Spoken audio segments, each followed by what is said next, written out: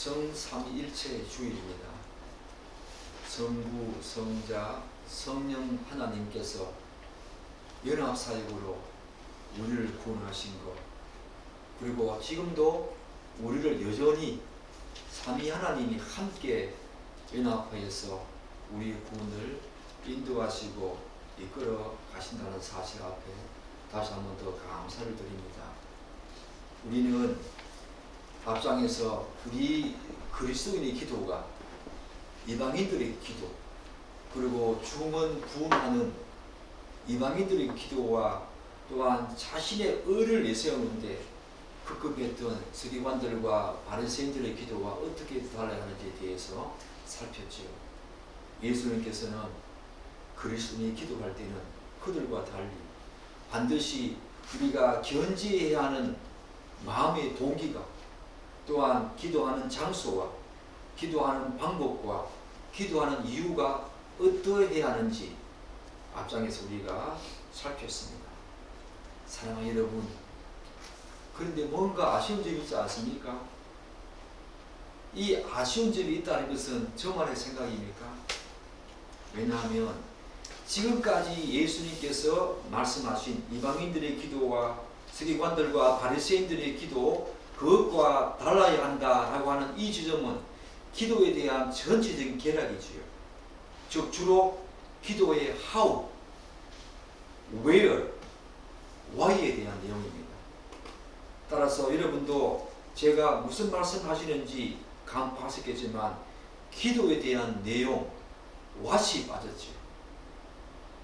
오늘 본문이 바로 그 내용을 언급하는 그 위대한 주기도문, 그 포문을 여는 장면을 우리가 보게 됩니다. 기도는 이런 내용들을 담아야 한다.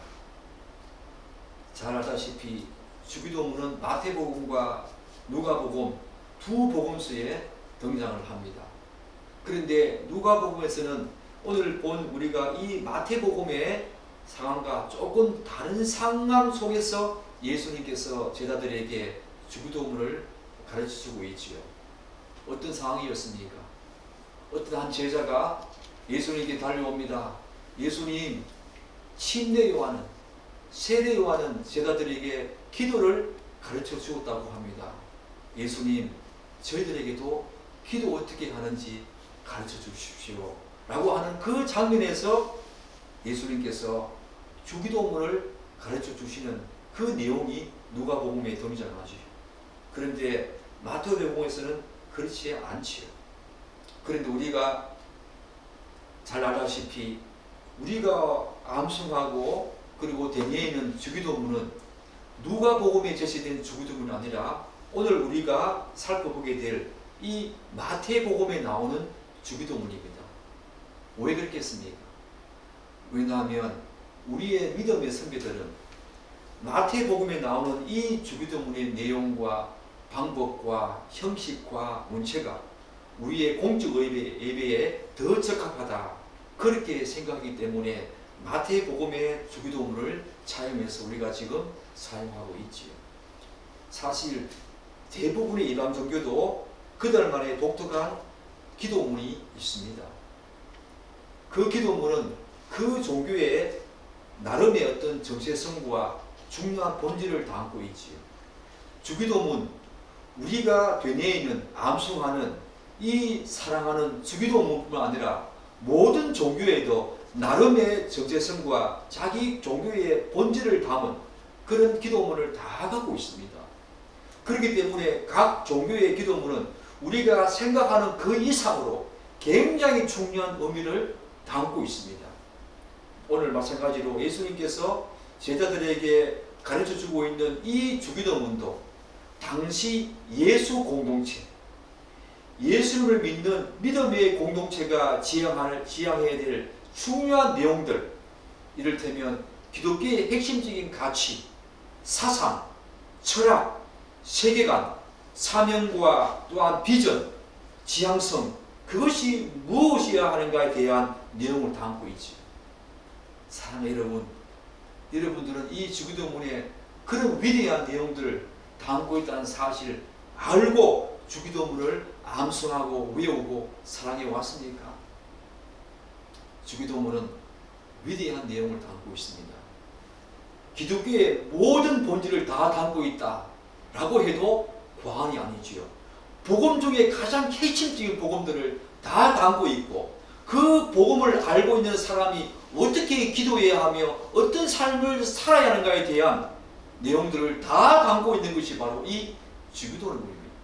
우리는 앞으로 이 주기도문을 7차례, 8차례에 거쳐서 자세하게 살펴볼 텐데, 여러분들은 한 구절 한 구절을 곱씹고 하면서 여러분들의 기도의 내용으로 삼고, 이것을 가지고 이것을 뼈대로 가지고 살을 붙이고, 또한 거기에다가 온갖 여러분의 삶을 덧입혀서 기도하는 모습으로 나아갔으면 좋겠다, 그런 생각을 여러분에게 한번 가지고 봅니다. 사랑하는 여러분, 이러한 주기도문의 중요한 가치와 그리고 중요한 의미는 이 산상수훈 전체에서 차지하는 주기도문의 위치에서도 잘 드러납니다. 산상수훈은 크게 서론과 본론, 결론으로 나눌 수 있지요. 그런데 이 주기도문은 본론에 위치합니다. 그리고 본론에서도 가장 중심적인 위치에서 이 주기도문이 제시되고 있을 뿐만 아니라 산상수훈 전체에서도 가장 중요한 위치에 이 주기도문이 들어있습니다. 산상수훈은 크게 전체가 111구절입니다. 그런데 이 주기도문은 그 중심에 57절부터 주기도문이 시작되어진다 라고 하는 측면에서 볼 때에 이 주기도문은 본론에서도 가장 중요한 위치에 들어있을 뿐만 아니라 산상수훈 전체에서도 가장 중요한 위치에 차지하고 있다라고 하는 점에서 이 주기도문의 위치와 중요성과 가치가 한 번 더 드러나시요. 그래서 주기도문은 산상수훈의 정점이자 최고봉에서 예수님께서 선포하는 하나님의 위대한 말씀이다, 그렇게 생각해도 과언이 아니겠죠. 사랑하는 여러분, 그렇다면 주기도문 자체는 또 어떤 방식으로 구성되어 있습니까? 주기도문은 전체적으로 4가지 구조로 되어 있습니다. 가장 먼저 우리가 오늘 살펴볼 하늘에 계신 우리 아버지여 라고 하는 하나님의 부름이 가장 먼저 나오지요. 그 다음에 3개의 당신 강구가 나옵니다. 그 다음에 3개의 우리 강구가 나옵니다. 그리고 마지막으로 성령이 나오지요. 따라서 그 주기도문은 크게 4가지 부분으로 구성되어 있다, 우리가 그렇게 알 수 있습니다. 그런데 우리가 눈여겨볼 대목은 3개의 당신 강구에 대한 내용입니다. 우리말에는 어떻게 나와 있습니까? 이름이 거룩히 여김을 받으시오며 나라가 임하옵시며 뜻이 하늘에서 이루어지고 같이 땅에서도 이루어지리다 라고 하는 이런 3개의 당신 강구가 나오는데, 사실은 우리 번역에는 나오지 않지만 헬라어 번역에 보면 그 앞에 당신의 이름이 거룩히 여김을 받으시오며 당신의 나라가 임하옵시며 당신의 뜻이 하늘에서 이루어진 것 같이 땅에서 이루어지리라 라고 해서 당신의 라고 하는 말이 덧붙여져 있습니다. 그런데 예전에 우리 믿음의 선배들이 이 사실을 번역할 때에 당신의 이 하나님 앞에 우리가 하나님을 어떻게 당신이라고 부를 수 있냐 라고 하는 측면에서 제외했다고 합니다. 그런데 저는 이 주기도문의 의미를 알고 난 후에 항상 주기도문을 외치고 주기도문을 암송하고 주기도문에 살을 붙여서 기도할 때에 항상 당신의 라고 하는 말을 저는 지금도 여전히 덧붙이고 있습니다. 그러나 우리가 주기도문을 바르게 또 해석하려면 이 산상수훈 전체의 맥락에서 주기도문을 해석해야 되죠. 제가 서두에서 말씀드린 바와 같이 주기도문은 본론 중에 본론입니다. 그리고 전체 산상수훈 전체에서도 굉장히 중요한 위치를 점하고 있지요. 그렇기 때문에 우리는 주기도문을 해석할 때에 산상수훈 전체의 맥락에서 반드시 이해된다, 그렇게 먼저 알고 이 주기도문으로 들어가야 합니다. 이러한 맥락에서 주기도문에서 가장 먼저 제시되는 세계의 당신 강구, 하나님 나라의 도래와 깊은 관련이 있다라고 하는 것은 결코 우연이 아니지요. 주기도문의 전체적인 주제가 무엇입니까? 하나님 나라 아닙니까? 세계의 당신 강구가 바로 하나님 나라의 도래와 깊은 관련이 있다라고 하는 것은 굉장히 중요한 의미를 담고 있지요. 그 하나님의 나라가 속히 이 땅에 오시기를, 우리가 풍성히 누리기를 예수님께서 먼저 기도하라, 그 내용을 담고 있지 않습니까? 그리고 그 다음에 이어지는 세 가지 우리 강구, 일용할 양식, 죄사함, 사단으로부터 우리를 보호해달라고 하는 이 세 가지 우리를 위한 강구도, 우리를 위한 이 청원도 역시 하나님 나라와 깊은 관련이 있다는 사실을 우리는 절대로 간과해서는 안 됩니다. 왜냐하면 세계의 우리 강구는 이미 도래한 하나님의 나라를 더 풍성히 누리고 부유하게 누리기 위해서 이 땅을 살아가는 그리스도인들에게 반드시 있어야 될 필수 불가결한 요소이기 때문이에요. 단지 일용할 양식 때문에, 단지 죄사함 때문에, 단지 사단으로부터 우리를 보호해달라고 하는 그 각각 하나의 세 가지 방식, 우리를 위한 강구가, 우리를 위한 청원이 독립적으로 존재한다는 것이 아닙니다. 이것은 이미 세계의 당신 강구, 하나님 나라, 도래한 하나님 나라를 풍성히 누리고 우리가 소유한 자로서 부유하게 누리기 위해서 일용할 양식 우리에게 분명히 필요한 것입니다. 죄사함도, 끊임없는 죄사함도, 회개도 우리에게 분명히 필요하지요. 그리고 사단으로부터의 보호는 더 어떻습니까? 도래한 하나님의 나라를 소유하고 누리고 풍성하게 부유하게 누리기 위해서는 반드시 세계의 우리 강구가 필수적이라는 것입니다. 사랑하는 여러분, 여러분들은 이런 사실을 알고 주기도문을 외우고 암송하고 그 주기도문에 살 붙여서 기도해 보았습니까? 정말 주기도문은 위대합니다. 이런 사실들은 여러분이 분명히 신앙생활에서 알고 또한 분명히 인식하고 기도로 나아가야 합니다.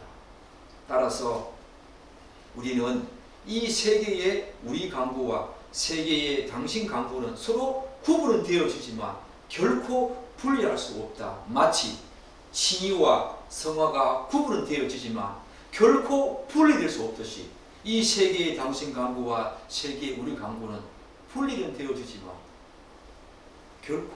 구분은 되어지지만 결코 분리할 수 없다라고 하는 것을 분명히 알고 우리가 주기도문으로 들어가야 합니다. 그렇다면 예수님께서는 왜 제자들에게 주기도문을 가르쳐 주었을까? 오늘 하늘에 계신 우리 아버지여 라고 하는 이 내용으로 들어가기 전에 왜 제자들에게 예수님께서는 주기도문을 가르쳐 주었을까? 이 부분을 먼저 살펴야 합니다. 물론 누가복음 맥락에서 본다면 예수님께서는 제자들에게 한 제자가 예수님께 기도를 가르쳐 달라고 했을 때에 그 간청으로 말미암아 제자들에게 가르쳐 주었지요. 그런데 저는 이 지점에서 우리에게 기도를 가르쳐 달라고 한 그 제자의 질문이 저는 굉장히 의문스럽습니다.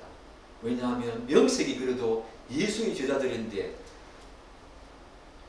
기도를 몰라가지고 기도를 어떻게 해야 할지 몰라가지고 주님께 기도를 가르쳐 달라, 그 질문을 던지는 것이 여러분에게 좀 이상하지 않습니까? 그러나 당시 제자들은 정말로 기도에 대해서 무지했습니다. 어떻게 기도해야 될지 몰랐습니다. 그런데 이 말을 왜곡하거나 곡해하지 마십시오. 여러분도 잘 알다시피 당시 유대인들은 하루에 3번씩 정해진 장소에서 하나님께 기도한 사람이었습니다. 그런 측면에서 이들은 기도에 대해서 무지하지 않았습니다. 기도를 어떻게 해야 하는지 분명히 알았습니다. 어디에서 기도해야 하는지 알았습니다. 몇 번 기도해야 하는지 알았습니다. 그럼에도 불구하고 그들은 정말 기도에 무지했습니다. 어떻게 기도해야 하는지 몰랐습니다. 어떤 의미에서 그렇습니까? 유대교와 달리 그들이 새롭게 입교한 기독교의 기도의 내용, 기도의 방식, 기도의 형식, 기도의 문체를 몰랐다는 것입니다. 그래서 예수님께서는 이들에게 주기도문을 가르쳐주고 있는 것입니다. 사랑하는 여러분, 예수님께서는 주기도문을 통해서 하나님 나라 백성들로 구성된 예수 공동체, 이 위대한 교회 공동체의 사명을 이야기하십니다. 비전과 정체성을 말씀하십니다. 제가 앞전에도 말씀하지 않았습니까? 기독교의 본질과 기독교의 사상과 철학과 세계관과 모든 지향점들이 이 주기도문에 다 들어있는데, 그런 내용과 형식과 방법들을 예수님께서는 지금 제자들에게 그리고 우리들에게 지금 말씀하고 있는 것입니다. 그리고 한편 마태복음 맥락에서 본다면 예수님께서 왜 제자들에게 주기도문을 가르쳐주고 있습니까? 바로 바리새인들과 서기관들의 그 자신의 의를 내세우는 그 기도가 어떻게 달라야 하는가, 이방인들이 주문부응하는 기도, 그것과 어떻게 달라야 한다, 그런 어떤 맥락에서 가르쳐주고 있죠. 그러므로 주기도문은 누가복음 맥락과 마태복음 맥락에서 예수님께서 제자들에게 가르쳐주는 그 이유와 상황이 좀 다르다고 할 수 있죠. 그럼에도 불구하고 누가복음과 마태복음, 그 동일한 어떤 지점을 우리가 발견할 수 있는데, 그것이 뭡니까? 바로 하나님 나라 백성들, 하나님의 은혜와 사랑으로 중생한 성도들은 이제 기도가 달라야 한다는 것입니다. 이방인들의 기도가 달라야 합니다. 그들은 어떻게 기도했습니까? 기도를 어떻게 생각했습니까? 그들이 믿는 신을 향해서 나아갈 때에 어떻게 기도했습니까? 기도의 분량을 많이 채우면, 기도의 크기를 많이 채우면, 문구를 아름답게 중언부언하면은 하나님께서 그들이 믿는 신이 자신의 기도를 들어주실 것이라고 생각하면서 기도로 나아가지. 우리는 이제 그렇게 기도할 수 없습니다. 우리는 이제 그런 기도하지 않습니다. 우리는 서기관들과 바리새인처럼 자기를 자랑하고 자기의 의를 내세우기 위해서 이제 기도하지 않습니다. 그래서 누가복음과 마태복음은 상황상 맥락상 제자들에게 주기도문을 가르쳐주는 그런 어떤 내용들이 조금 다르지만, 상황이 좀 다르지만, 바로 이런 동일한 맥락에서 예수님께서 우리에게 기도를 가르쳐주고 있다. 우리는 그 지점을 분명히 알고 이 내용을 살펴야 합니다. 사랑하는 여러분, 제가 방금 말씀드린 것처럼 이 세상에는 정말 다양한 종교들이 존재하죠. 그런데 그 어떤 종교든 경건을 위한 가장 중요한 수단과 방법은 기도일 것입니다. 그래서 이 세상에서 가장 평안한 모습이 아기가 쿨쿨 잠을 자는 모습이라면, 이 땅에서 가장 경건한 모습은 어떤 사람이 두 손을 모으고 하나님께 혹은 자기가 믿는 신에게 무릎을 꿇고 기도하는 사람의 모습일 것입니다. 자신이 믿는 신을 향해서 간절히 기도하는 사람을 보면 왠지 여러분과 제가 고개가 숙여지지 않습니까? 마음이 숙연해지고 엄숙해지지 않습니까? 때로는 그들이 존경스러워 보이기도 합니다. 그래서 가끔은 다른 사람이 그렇게 경건하게 기도하는 모습을 보면 고요히 찾아오는, 내 마음속에 고요히 찾아오는 그런 마음의 평안과 안식으로 말미암아 자신도 모르게 조용히 눈을 감고 있는 자신을 발견할 때가 우리에게 분명히 있지 않습니까? 또한 하나님을 알고 믿는 사람이라면 그런 기도의 모습을 보고 자신도 기도의 골방으로 달려가서 곧바로 하나님께 기도하면서 그 기도의 기쁨과 즐거움을 누리지 않습니까? 따라서 기도하는 사람의 경건한 모습은 우리가 생각하는 그 이상의 어떤 신앙생활도, 그 어떤 경건함도, 예컨대 구제와 금식과 선행동도 기도 앞에 설 자리를 잃게 되지. 기도가 그만큼 경건한 모습이라는 것입니다. 그리고 기도는 제 아무리 가치 있고 소중하다고 하더라도, 그 어떤 사역과 소중한 일이라고 하더라도 그 모든 것을 무색하게 할 만큼 기도는 너무 소중하고 위대하고 경건한 모습 중에 하나이죠. 사랑하는 여러분, 이런 전체적인 주기도문에 대한 개략적인 이해를 가지고 지금부터 주님께서 우리에게 가르쳐 주신 주기도문 한번 살펴보도록 합시다. 사랑하는 여러분, 예수님께서 제자들에게 어떻게 기도하라고 말씀하십니까? 예수님은 다음과 같은 말씀으로 주기도문의 위대한 포문을 열고 있습니다. 우리 9절 한번 읽겠습니다. 그러므로 보지요, 이름이 거룩히 여김을 받으시오며. 오늘 주기도문의 포문을 그러므로 너희는 이렇게 기도하라 라는 예수님의 말씀에서 우리가 알 수 있듯이 주기도문은 그리스도인이 취사 선택하거나 혹은 권유사항 정도로 제시한 것이 아닙니다. 반드시 이런 모습으로, 이런 내용으로, 이런 형식으로, 이런 문체로 기도해야 한다는 것입니다. 그런 측면에서 여러분들은 주기도문과 같은 내용으로 기도하고 있습니까? 여러분의 기도의 문체와 기도의 내용과 형식과 방법이 이 주기도문과 많이 닮아 있습니까? 저는 주기도문을 알기 전에 그러하지 못했습니다. 저의 기도는 그러하지 못했습니다. 아마 여러분 중에도 여전히 주기도문과 많이 괴리된 기도의 내용과 형식과 문체, 그런 것들이 여러분에게도 여전히 존재할 것입니다. 사랑하는 여러분, 우리는 주기도문대로 기도해야 합니다. 여기에 살을 붙여야 합니다. 이런 전체적인 맥락 속에서 기도해야 합니다. 먼저 하나님을 위한 당신 간구가 먼저 우선되어야 합니다. 그런 다음에 우리 간구가 들어가야 합니다. 그러하기 전에 먼저 우리는 하나님을 불러야 합니다. 하늘에 계신 우리 아버지여, 이 주기도문은 기도의 중요한 핵심이자 원칙이자 원리입니다. 그리고 기도에서 절대로 배제할 수 없는 중요한 내용, 모범적인 기도의 방법입니다. 그러므로 우리는 이 주기도문을 면밀히 살피고 자신의 기도도 이 주기도문과 일치되게, 정말 하나님이 직접 우리에게 가르쳐 주신 기도문이기 때문에 소중하게 여기면서 이 주기도문대로 기도하는 모습들 여러분에게 분명히 있어야 할 줄 믿습니다. 그야말로 주기도문은 모범적인 기도에 뼈대에 나간다고 볼 수 있습니다. 그래서 그리스도인은 기도할 때에 주기도문에 포함된 내용들이 충분히 풍성히 반영되도록 해야 합니다. 오늘 우리 영성의 기도처럼, 저는 영성의 기도를 들으면 가끔 가다가 선뜻 너무 영적인 어떤 깊이가 너무 깊어서 섬뜩할 때가 있습니다. 정말 제 자신이 영혼 속에서 영성의 기도와 함께 빨려 들어가는 모습을 저는 많이 느낍니다. 오늘 기도가 그리했습니다. 힘이 있습니다. 느낌이 있고요. 거기에 영성이 있습니다. 왜요? 죽음은 주기도문과 같은 기도의 내용들을 드리고 있기 때문입니다. 우리 간구만 하는 것이 아니지요. 하나님을 찬양합니다.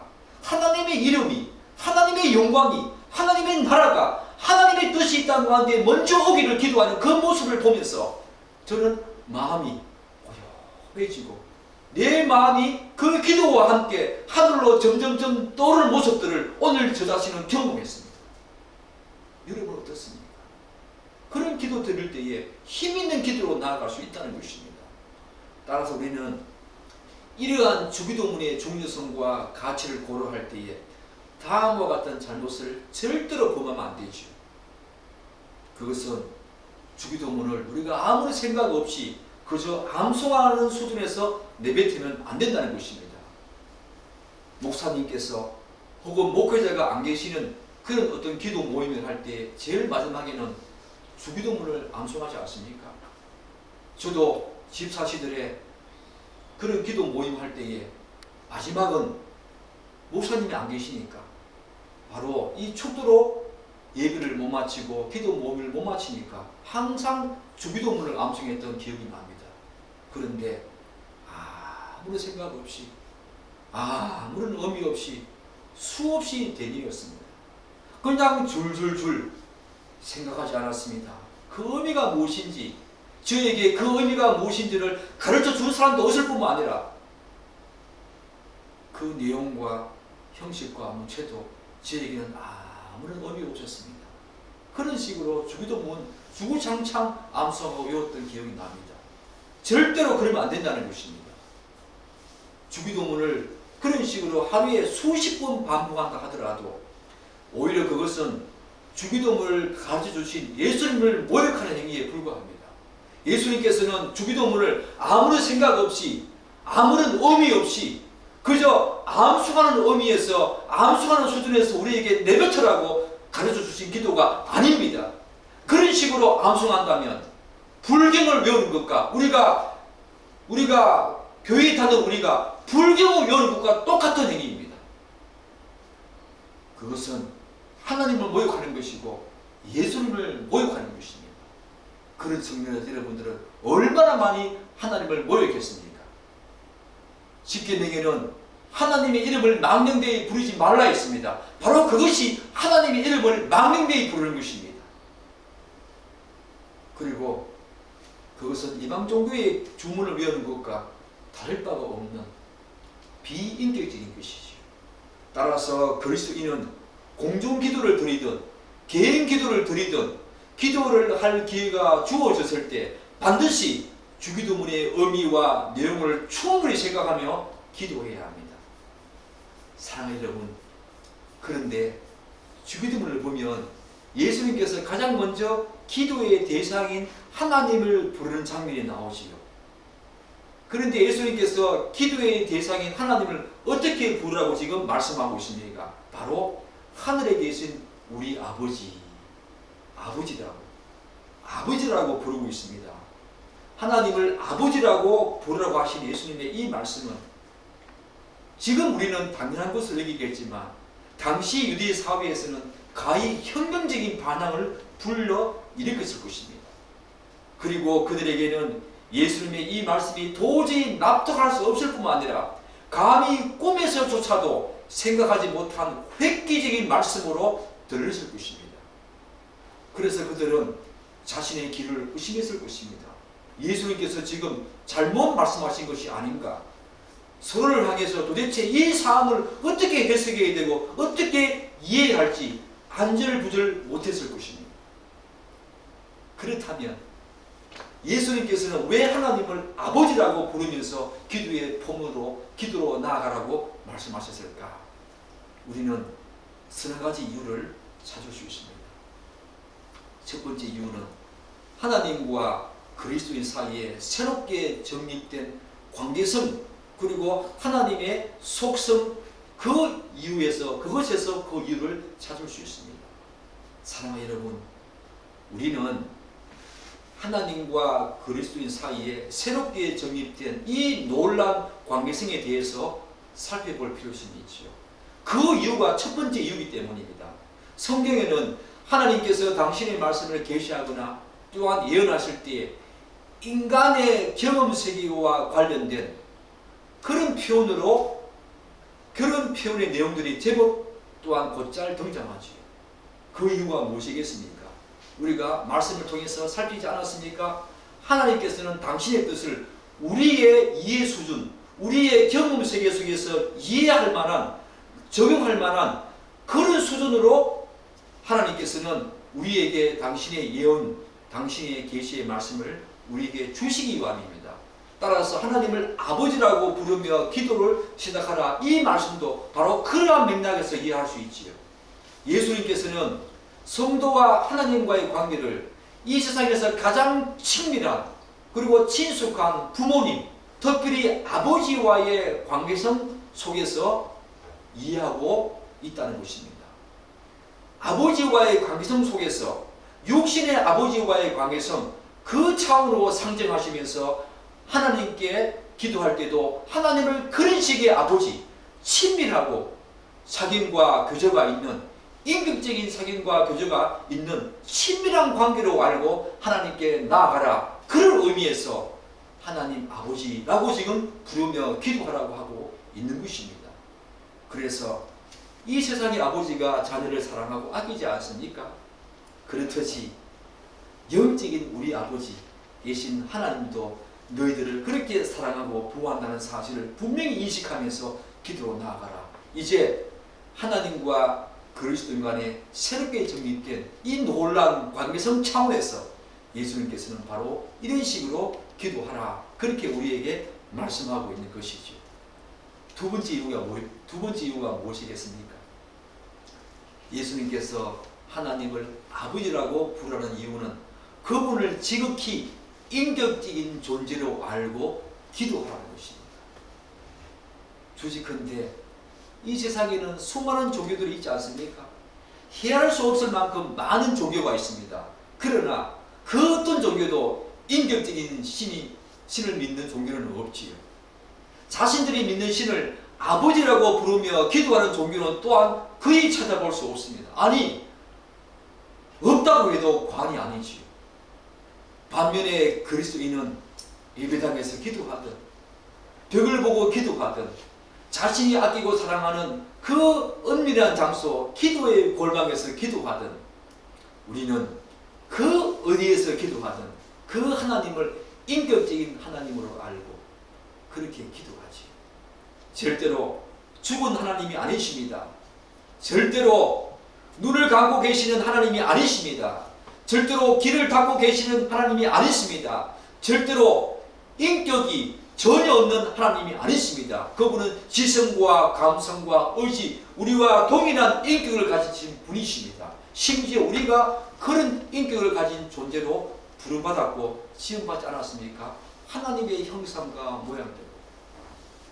그렇기 때문에 예수님께서는 너가 믿는 그 하나님을 지극히 인격적인 존재로 알고 기도의 골방으로 나아가라. 그런 의미에서 하나님 아버지라고 부르면서 기도를 하라고 우리에게 말씀하고 있지요. 사랑하는 여러분, 셋째가 무엇이겠습니까? 예수님께서 하나님을 아버지라고 부르라고 한 이유는 하나님이 우리의 기도를 들어주실 것을 확신하고 신뢰하면서 기도하라는 것입니다. 앞구절에서 우리가 살펴보았듯이 하나님 아버지께서는 우리의 모든 필요를 다 하시지 않습니까? 그러므로 그리스도인은 그분의 뜻과 목적과 곧 하나님 나라를 위해서 무엇이든지 찾고 구해야 합니다. 심지어 두드려야 합니다.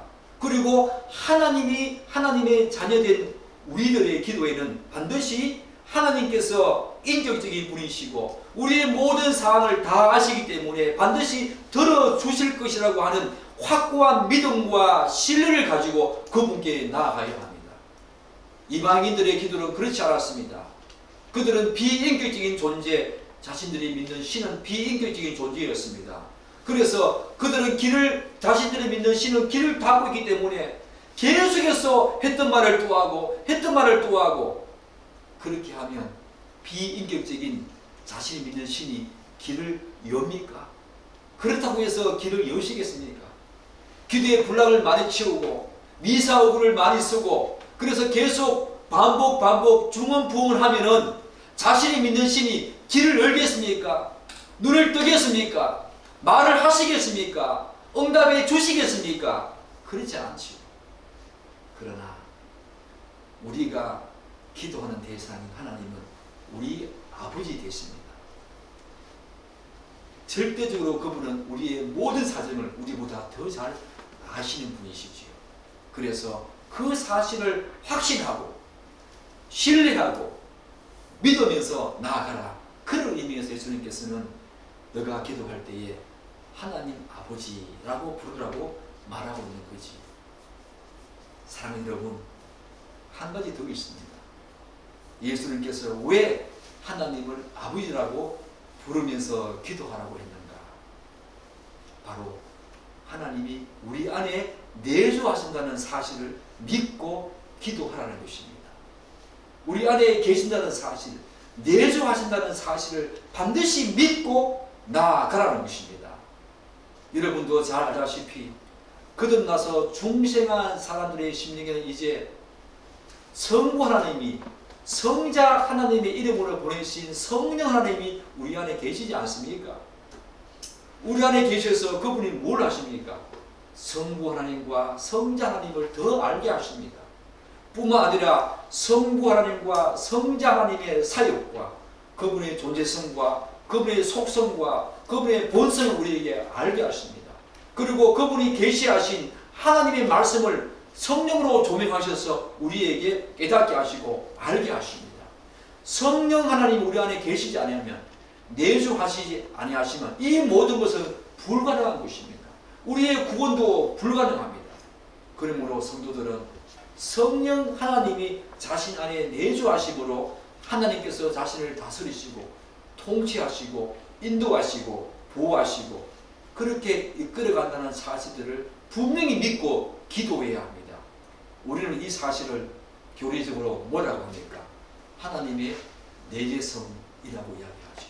하나님이 우리 안에 계신다. 그런데 이 하나님의 내재성과 함께 우리가 반드시 하늘에 계신 우리 아버지여 라는 이 말씀 속에서 반드시 알아야 될 하나가 더 있지요. 하늘에 계신다. 사랑하는 여러분, 예수님께서 우리 아버지여 라고 하기 전에 어디에 계시는 하나님이라고 말씀하고 있습니까? 하늘에 계신 우리 아버지여. 우리말에는 하늘에 계신이라고 번역되어 있지만 헬라 어문에는 하늘들에 계시는 아버지여 라고 말합니다. 그렇기 때문에 여기서 하늘들이라는 말은 우리가 흔히 생각하는 눈으로 볼 수 있는 가시적인 어떤 하늘, 스카이가 아니죠. 바로 헤븐입니다. 헤븐. 즉 하나님 아버지가 계시는 하늘들은 우리가 마음대로 들락날락 할 수 있는 스카이가 아닙니다. 눈으로 볼 수 없는 곳입니다. 하나님이 분명히 계시는 초자연적이고 초월적인 곳을 의미합니다. Heaven in heaven, Father in heaven. 그 heaven입니다. 하늘들, heaven, 스카이가 아닙니다. 따라서 하나님께서 하늘에 계시다는 말은 그분의 무엇을 의미합니까? 초월성을 의미하죠. 하늘에 계신 우리 아버지여 라고 기도라고 하면서 기도하라고 하는 것은 바로 하나님의 초월성과 내재성을 분명히 알고 인식하고 믿고 확고히 신뢰하면서 나아가라는 것입니다. 한편에서는 그분이 우리의 신령 속에 내재하십니다. 한편에서는 그분은 초월적인 존재로 계십니다. 바로 하나님의 초월성과 내재성이 바로 하늘에 계신 우리 아버지여라고 하는 이 말씀 속에 들어있지 않습니까? 그렇게 본다면 예수님께서 우리가 기도할 때 먼저 하늘에 계신 아버지라고 부르면서 나아가라고 한 것은 방금 제가 말씀드렸듯이 반드시 성도는 기도로 나아갈 때에 하나님의 초월성과 내재성을 동시에 생각하면서 나아가야 된다라고 하는 것을 알 수 있지요. 사랑하는 여러분, 제가 마지막으로 이 부분에서 강조할 내용이 있습니다. 가끔 우리는 다음과 같은 안일함으로 기도할 때가 있습니다. 저도 그렇게 기도한 적 많이 있습니다. 지금도 그러할지 모르겠습니다. 말하자면 아버지 되신 하나님과의 너무 친밀한 교제와 사귐, 그분과의 새롭게 형성된 정립된 그 관계성 때문에 우리는 그분의 내재성만을 주로 의식할 때가 있습니다. 그래서 그분의 초월성을 무시할 때가 있다는 거지. 우리와 전혀 다른 방식으로 존재하는 그분의 초월성을 관가할 때가 있다는 것입니다. 그래서는 안 된다는 것입니다. 그분의 초월성이 우리에게 무시되어질 때 우리는 그분에 대한 경외함이 없어집니다. 그분에 대한 경배와 그분의 두렵고 떨림으로 구원 이루라고 하는 그 내용들이 우리에게 없어진다는 것입니다. 사랑하는 여러분, 그리스도인은 하나님께 나아갈 때에 반드시 하늘에 계신 하나님 아버지, 여기에 담긴 하나님의 초월성과 내재성을 동시에 기억하면서 그 두 개의 맥을 가지고 두 축을 가지고 기도로 나아가야 합니다. 당신의 간구가 있고 우리의 간구가 있듯이 하나님께 기도하며 나아갈 때는 반드시 하나님의 초월성과 내재성을 동시에 잊지 않고 나아가야 합니다. 따라서 기도뿐만 아니라 그리스도인의 건강한 신앙생활을 좌우하는 것은 이 두 가지 사실에 대한 균형과 또한 중심을 잃지 않는 것이 너무나 중요합니다. 오늘날 많은 사람들이 왜 하나님에 대한 균형을 잃고 있습니까? 하나님의 내재성을 너무 강조한 나머지 초월성을 배제합니다. 또는 하나님의 초월성을 너무 강조한 나머지 하나님의 내재성을 배제합니다. 그렇게 하면 안 된다는 것입니다. 예수님께서는 먼저 하늘에 계신 우리 아버지여 라고 하는 이 말씀을 통해서 이렇게 기도의 포문을 열어야 한다는 이 말씀을 통해서 균형 잡힌 건강한 성도의 신앙생활과 기도는 하나님의 초월성과 내재성을 동시에 가지고 기도로 신앙생활로 종교행위를 해야 된다라고 우리에게 엄숙히 경고하고 있는 것입니다. 사랑하는 여러분, 우리가 이 하나님의 초월성과 내재성을 반드시 기억해야 될 사실이 여기에 있습니다. 왜냐하면 무엇보다 우리의 신앙생활과 기도에서 하나님의 초월성과 내재성이 균형을 잃게 되면은 곧 어느 한쪽으로 치우치게 되면은 우리의 구원이 자력 구원으로 혹은 행위 구원으로 빠질 위험성이 있기 때문입니다. 이게 무슨 말입니까? 하나님의 초월성이 배제된 채 내재성이 너무 강조되어지면은 인도의 힌두교와 불교와 같은 범신론으로 빠집니다. 이런 범신론은 자신을 구원할 초월자가 자기 외부, 자기 바깥에 존재하지 않다고 생각하기 때문에 자기 스스로 구원을 이루어가야 한다는 행위 구원으로 시작하게 되죠. 반대로 하나님의 내재성이 배제된 채 하나님의 초월성이, 그 신의 초월성이 강조되어 있는 이스라엘과 같은 이신론에 빠지게 됩니다. 이신론이 뭡니까? 자기가 믿는 신이 더 이상 우리의 삶에, 인간의 역사에, 온 우주 만물의 섭리와 운행에 더 이상 관여하지 않는다는 것입니다.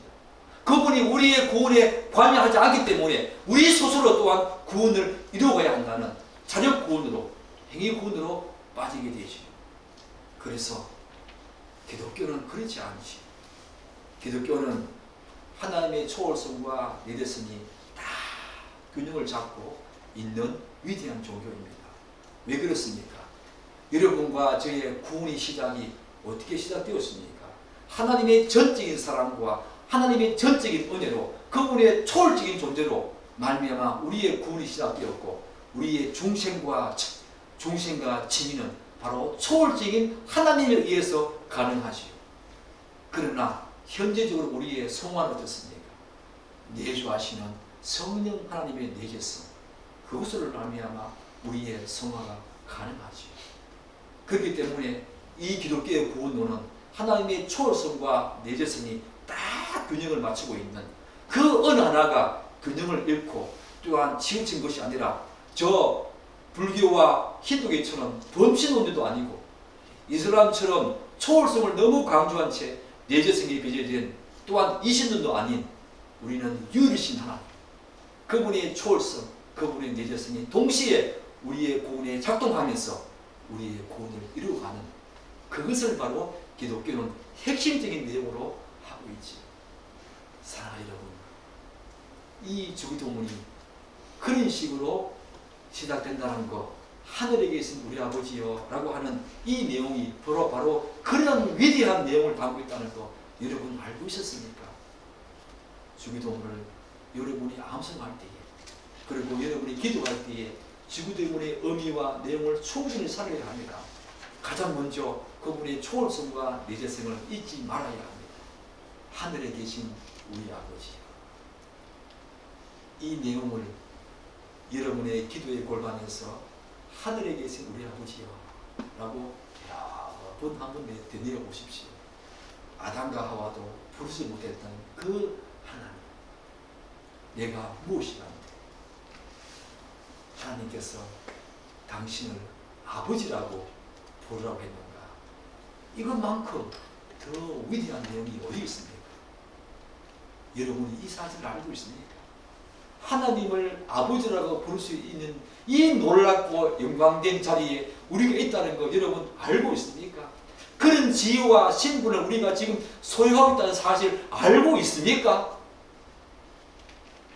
하늘에 계신 우리 아버지요, 여러분의 기도의 골반에서 이 내용이 여러분의 삶을 새롭게 생동감 있게 살려주는 소생케 하는 위대한 내용 되기를 간절히 기도하고 기대합니다. 기도하겠습니다.